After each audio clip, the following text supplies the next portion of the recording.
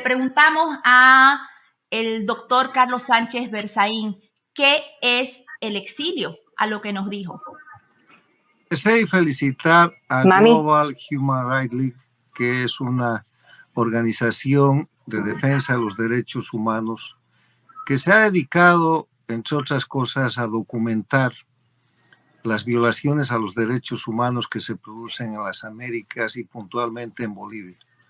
Es la institución que señala la cantidad de presos políticos, la cantidad de exiliados, la cantidad de víctimas que hay en Bolivia y fuera de Bolivia por efecto de la dictadura del socialismo del siglo XXI que vive nuestro país.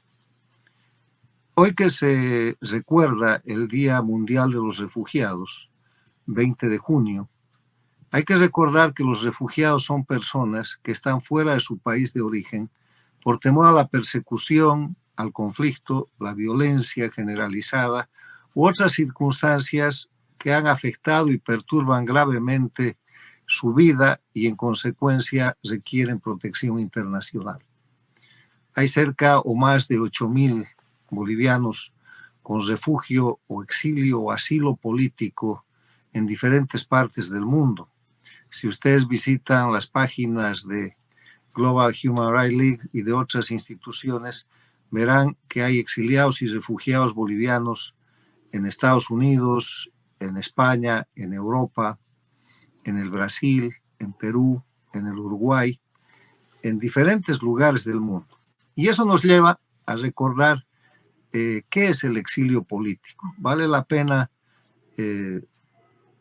hacer una puntualización de carácter teórico, señalando primero que el exilio es una pena que consiste en expulsar, en hacer salir, en obligar a una persona a que deje su país. Un sinónimo que se utiliza para el exilio, es la expatriación. Y expatria viene del latín que quiere decir ex fuera de y patria el país. Es el más horrendo castigo que se le puede imponer por el uso de la violencia, la persecución y la desaparición de las garantías inherentes al ser humano a una persona. El exilio, la condición de estar expatriado, la condición de ser forzado a no vivir en el país donde uno ha nacido o en el país de su raíz o en el lugar donde quiere vivir, tiene una naturaleza forzosa. Hay autores y hay gente que para matizar este tema dice que hay autoexilio. Eso es mentira. Nadie se autoexilia. La gente es forzada al exilio. El exilio es un hecho de fuerza, es un hecho antijurídico y es un hecho de violencia, es un hecho violatorio de los derechos humanos. Y por eso el exilio es una de las características esenciales que señala a los países donde no hay democracia. Para eso hay que recordar que la democracia, de acuerdo a la Carta Democrática Interamericana, para ser tal, artículo 3 de la Carta, debe tener por lo menos 5 elementos esenciales. Primero, el respeto a los derechos humanos y las libertades individuales.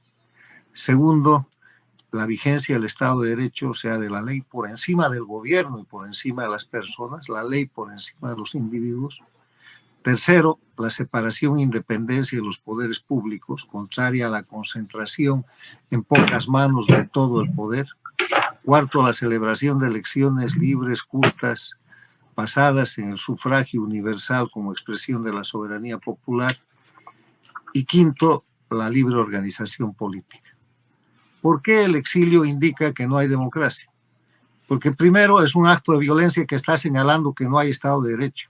La gente que está forzada a salir de su país, a ser expatriada, no tiene las garantías del debido proceso legal, no tiene la garantía de la presunción de inocencia, no tiene la garantía del juez imparcial, no tiene la garantía de la defensa legítima en una causa. Desaparece la igualdad jurídica y con eso desaparece cualquier rasgo de lo que se llama Estado de Derecho, porque las dictaduras se apoderan del sistema judicial y convierten a los jueces en verdugos y convierten al sistema jurídico en el mecanismo de represión para imponer un sistema que el socialismo del siglo XXI en el siglo XXI y que el castrochavismo, que es el otro nombre del socialismo del siglo XXI, aplica, que se llama terrorismo de Estado.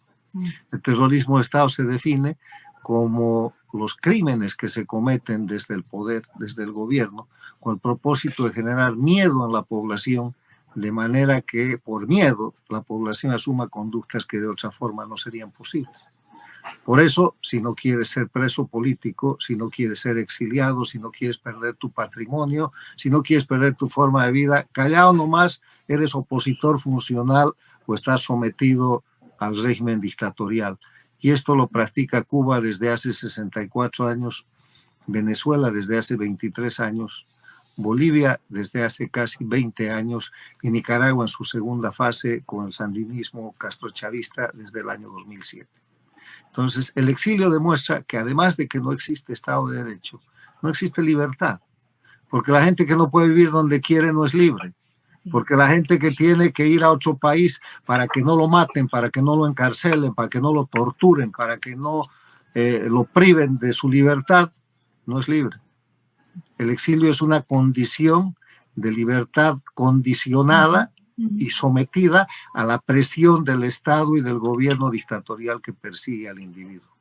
Y Bolivia tiene más de 8.000 exiliados, Nicaragua tiene cerca de 200.000 exiliados, Venezuela tiene más de 7 millones de exiliados y a lo largo de 64 años Cuba ha exiliado a la mitad de su población, casi 6 millones de cubanos en todo el mundo. Entonces, esos regímenes están señalados por este concepto de exilio que además, en general, se refleja con el éxito de las personas que forzadas a vivir en otro lugar se destacan y terminan mandando remesas, ayudas y contribuciones a la gente que vive sometida en esos procesos dictatoriales.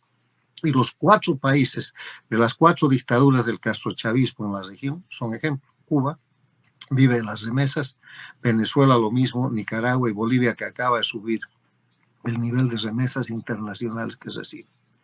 O sea, el exilio señala que no hay Estado de Derecho, que no hay libertad, y señala obviamente que no hay separación e independencia de poderes, porque el instrumento de la persecución en el siglo XXI son los jueces, son los fiscales, son los órganos judiciales que en vez de garantizar al individuo todos los derechos humanos que he mencionado, debido proceso, presunción de inocencia, igualdad jurídica, juez imparcial, alteran eso y simulan situaciones jurídicas, falsifican hechos, cometen crímenes de prevaricación, falsificación y más crímenes y achacan a las víctimas los delitos que los detentadores del poder dictatorial cometen.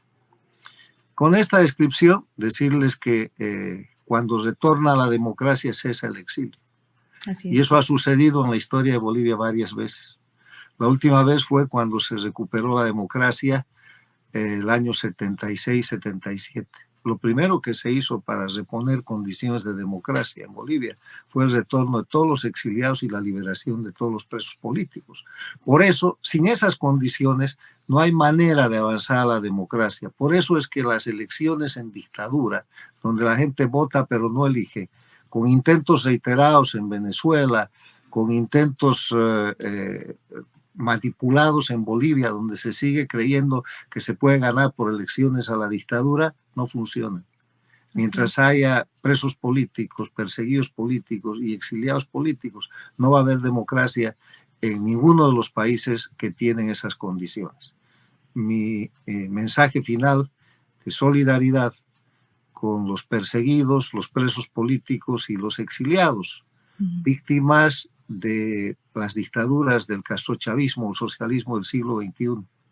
Millones de cubanos, de venezolanos, miles de nicaragüenses y bolivianos que además de sufrir el exilio en la persona que es perseguida, sufren las consecuencias morales, las consecuencias personales, las consecuencias familiares y las consecuencias económicas en todo el entorno que la persecución y el terrorismo de Estado desata contra estas personas. Esa fue la presentación del doctor Carlos Sánchez Berzaín, que